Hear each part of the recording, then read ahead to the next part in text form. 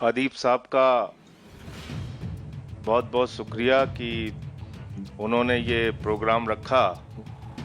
लेकिन मैं ये बैनर पढ़ रहा था कि आईएमसीआर और APCR public meeting on protecting Waqf lands.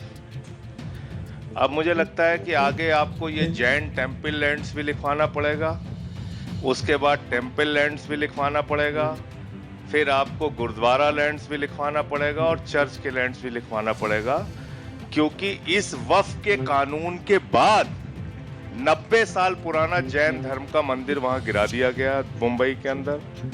बोध गया में लड़ाई चल रही है कि वहां पे भी कमेटीज में उनके जबरदस्ती गैर बौद्ध को उसमें शामिल किया गया है।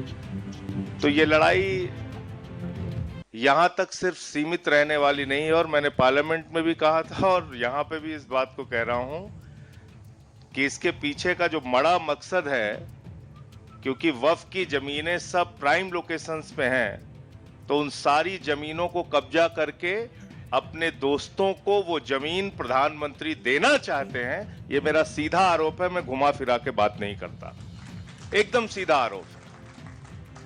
और ये इसके पीछे का मकसद यही है, और आगे यही चर्च के साथ होगा, मंदिरों के साथ होगा।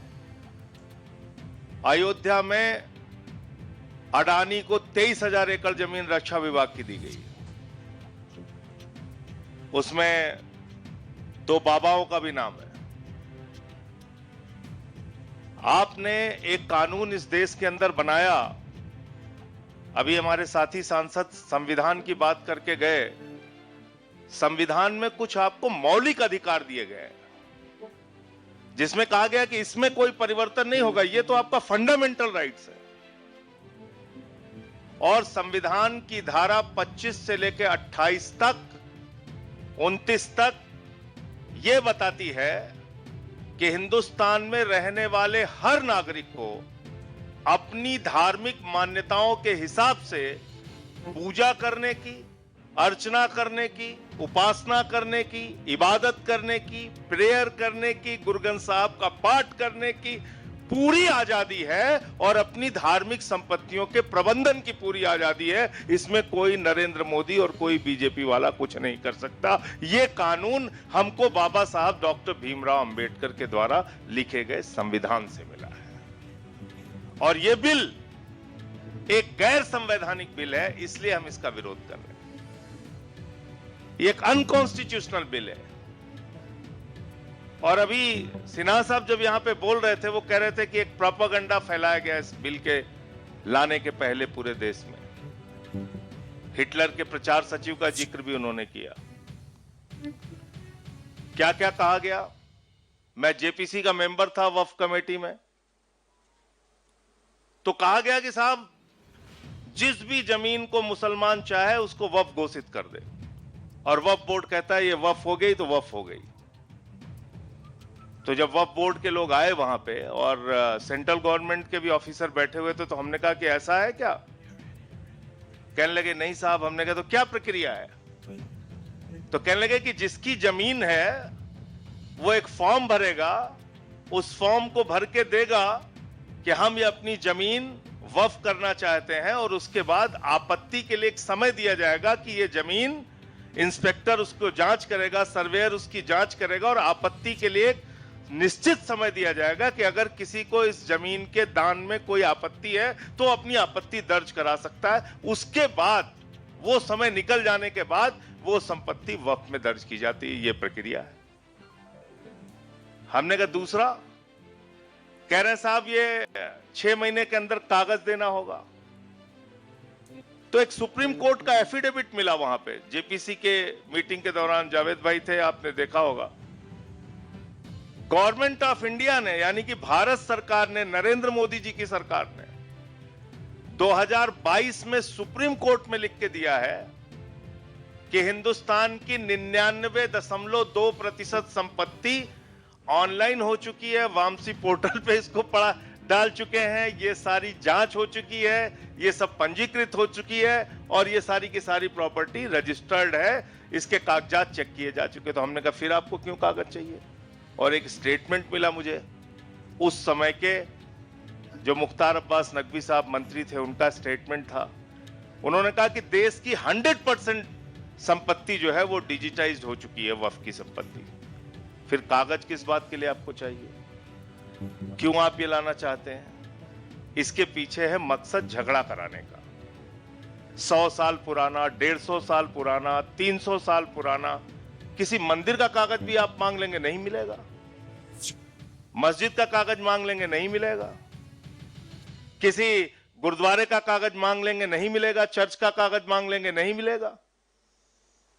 तो आप इससे एक झगड़ा कराने की कोशिश कर रहे हैं ये कानून लाके कि आपको 6 महीने के अंदर कागज जमा करना पड़ेगा। दूसरी क्या खतरनाक बात इसमें लिखी है आपने इस वक्फ बिल के अंदर लिखा कि 5 साल का प्रैक्टिसिंग मुस्लिम होना चाहिए, तभी वो दान कर सकता है। अब पूरी दुनिया में कोई कानून आपको ऐसा नहीं मिलेगा जो कि ये कहे कि दान के लिए आपको पहले धार्मिक रीति रिवाजों को मानना पड़ेगा, तब आप दान कर सकते हैं। यह अद्भुत कानून हमारे प्रधानमंत्री नरेंद्र मोदी जी लेके आए हैं। कह रहे हैं दान करना है तो 5 साल के लिए आप प्रैक्टिसिंग मुस्लिम बनो।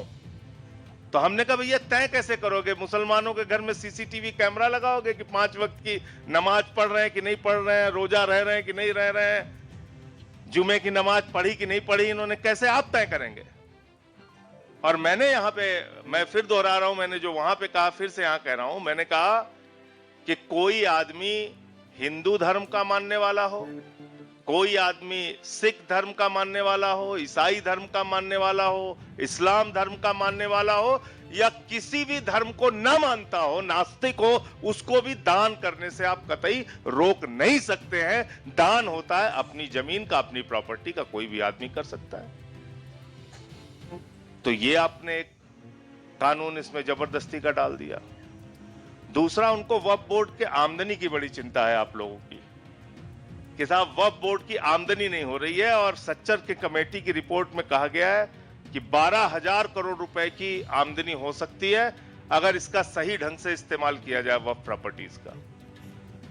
तो मैंने कहा भाई ज्यादा मेहनत मत कीजिए, आप सिर्फ एक अडानी को पकड़ के लेके आइए, वो नीरव मोदी को पकड़ के लेके आइए, 20,000 करोड़ रुपए उससे वसूलिए और 12,000 करोड़ रुपए आप वक्फ बोर्ड को दे दीजिए, 8,000 करोड़ आप अपने पास रख लीजिए। लेकिन सच्चर कमेटी की रिपोर्ट इतनी सीमित नहीं है, उसको बहुत छोटा करके दिखाया जा रहा है। मैं चाहता हूं जो लोग वक्फ पे बात कर रहे हैं वो सच्चर कमेटी की भी रिपोर्ट पढ़ें, और उस सच्चर कमेटी की रिपोर्ट में यह भी लिखा हुआ है कि हिंदुस्तान के अलग अलग राज्यों में, चाहे वो दिल्ली हो, राजस्थान हो, उड़ीसा हो, मध्य प्रदेश हो, करीब करीब 363 ऐसी प्रॉपर्टी है, 363 ऐसी संपत्तियां हैं जहां सरकार ने वक्फ की जमीन पे कब्जा कर रखा है, जहां सरकार ने वक्फ की जमीन पे कब्जा कर रखा है। तो आप उन जमीनों को खाली कराइए, ये भी सच्चर कमेटी की रिपोर्ट में लिखा गया है। तो हमने कहा ये आप क्यों नहीं बताते? फिर कहने लगे हमें पसमादा की बड़ी चिंता है, मुस्लिम महिलाओं की बड़ी चिंता है। मैंने कहा इसमें तो कहीं रोक है ही नहीं कि मुस्लिम महिलाएं मेंबर नहीं बन सकती, वो पहले से ही है। दूसरा, पसमादा की आपको चिंता है तो एक सुझाव मैंने भी दिया। मैंने कहा भाई अगर आप ये चिंता आपको है तो ये चिंता आपको हिंदुओं के लिए भी सतानी चाहिए, और देश के 80% दलित, आदिवासी, पिछड़ा और महिलाओं को हिंदू संस्थानों के पुजारी बनाओ, कमेटियों में रखो, उनके बोर्ड में शामिल करो, तब आप बात करो। ये इस तरह की दोहरी बातें करने से फायदा नहीं है। दो तरफा आप चाल चलेंगे, ये ठीक नहीं है। और दो तरफा चाल हो रही है इस देश में, दो तरह के कानून का नजरिया है इस देश में। एक अली खान महमूदाबाद के मामले में है और एक विजय शाह के मामले में है। और मैं अदीब साहब से कहना चाहता हूं, आप कोई पोस्ट लिखते हैं, आप कठिन अंग्रेजी में मत लिखा कीजिए। कठिन अंग्रेजी में लिखेंगे तो मुश्किल हो जाएगी। साफ साफ हिंदी में लिखिए, उर्दू में लिखिए, उसका हो सकता है ट्रांसलेट करा लें। अंग्रेजी का तो भाटिया मैडम ने बता दिया कि हम उठा के जेल में डाल देंगे अगर कठिन अंग्रेजी लिखोगे तो ये हो रहा है।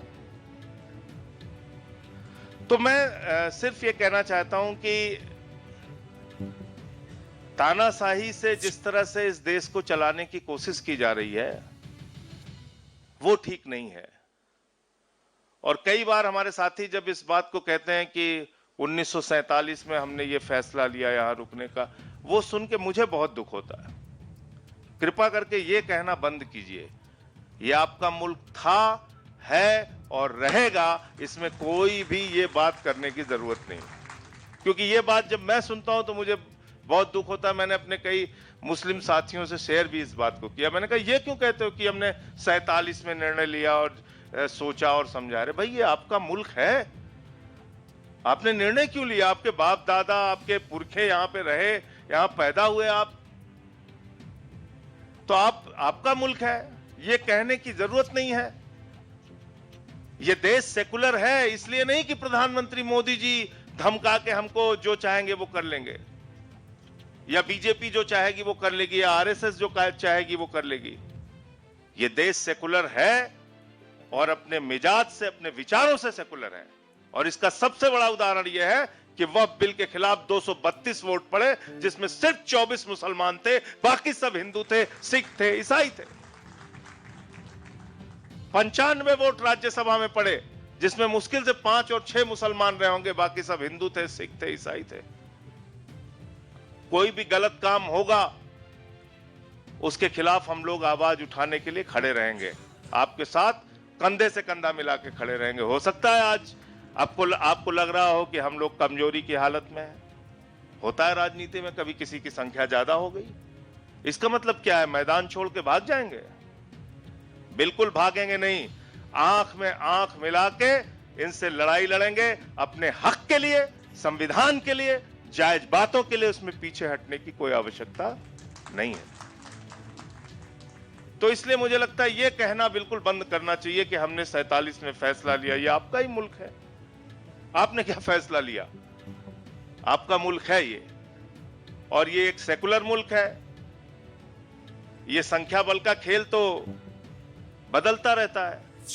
अभी पूरे देश ने दिखाया ना, पहलगाम के बाद, पहलगाम की घटना के बाद पूरे हिंदुस्तान ने दिखाया कि हिंदुस्तान एक सेकुलर मुल्क है। पहलगाम की घटना के बाद कश्मीर के गलियों में, मोहल्लों में, गांवों में, लाल चौक तक में प्रदर्शन हुआ और सबने कहा यह निंदनीय घटना है, इसकी हम भर्त्सना करते हैं, हम इसके खिलाफ हैं। और रो रो के लोगों ने इस बात को कहा। अभी आपने ऑपरेशन सिंदूर शुरू किया, पूरे देश के मुसलमान आपके साथ खड़े हुए। मस्जिदों में उन्होंने ऐलान किया कि हम इस मामले में भारत की सरकार के साथ हैं। सर्वदलीय बैठक में हमने कहा कि हम साथ में हैं। हां, मार्केटिंग करने के लिए हम साथ में नहीं हैं। मार्केटिंग मुबारक हो मोदी जी को। आज उन्होंने बोला है कि हमारे शरीर में खून, गरम खून नहीं बह रहा है, गरम सिंदूर बह रहा है। मुझे शर्म आई ये बात सुनकर, भारत के प्रधानमंत्री की ये बात। अभी ऑपरेशन सिंदूर जारी है। अभी वो 4 आतंकवादी पकड़े नहीं गए जिन्होंने हमारे बहनों के सिंदूर उजाड़े, और आपने उसकी मार्केटिंग शुरू कर दी। आपने उसके नाम पे वोट बटोरना शुरू कर दिया। चश्मा लगा के और सेना का ड्रेस पहन के और बड़े बड़े पोस्टर होर्डिंग लगवा के आप घूम रहे हैं। सर्वदलीय बैठक में आपको आने की फुर्सत नहीं है, आप बिहार के चुनाव में जाके रैली संबोधित कर रहे हैं। फिल्मी सितारों को संबोधित कर रहे हैं मुंबई में, केरल में उद्घाटन कर रहे हैं, आंध्र में उद्घाटन कर रहे हैं। 73 देशों की आपने यात्रा की, 124 बार विदेश की यात्रा की। आपको अब समझ में आया कि सर्वदलीय संसदीय दल भेजना चाहिए। पुलवामा की घटना के बाद सर्वदलीय संसदीय दल क्यों नहीं भेजा गया? उरी की घटना के बाद क्यों नहीं भेजा गया? गलवान घाटी की घटना के बाद क्यों नहीं भेजा गया? क्योंकि तब आपको लग रहा था कि 3 बार दिन में सूट बदल के और विदेशों में जा जाके घूमेंगे और कुंभ के मेले में बिछड़े हुए भाई की तरह गले मिलते रहेंगे, तो इससे बहुत अच्छी विदेश नीति हो जाएगी। विदेश नीति इससे नहीं होती है। विदेश नीति होती है कि जब आप अपने देश के अंदर ऐसा माहौल बना के पैदा करते हैं जिससे पूरी दुनिया आपकी तरफ देखे और आपके समर्थन में खड़ी हो, तब वो उसमें आपको सफलता मिलती है। तब आपकी आवाज में दम होता है, तब आपकी आवाज में दम होता है। तो इसलिए वक्त बहुत ज़्यादा हो गया है। मैं सिर्फ इतना कहना चाहता हूं कि इस लड़ाई में, कानूनी लड़ाई भी इसकी चल रही है, इस लड़ाई में हम लोग पूरी तरीके से आपके साथ हैं और ये गैर संवैधानिक बिल है। मैंने जेपीसी में भी इसका विरोध किया, पार्लियामेंट के अंदर भी विरोध किया, जब भी आपने बुलाया आपके साथ आकर इसका विरोध किया। आगे भी जब आप बुलाएंगे आपके साथ खड़े होके इसका विरोध करेंगे, लोकतांत्रिक ढंग से, संवैधानिक तरीके से, और जो अपने अधिकार हैं उसको लेके आगे बढ़ेंगे। बहुत बहुत शुक्रिया कि आपने मुझे यहाँ बुलाया और अपनी बात कहने का मौका दिया। बहुत बहुत धन्यवाद।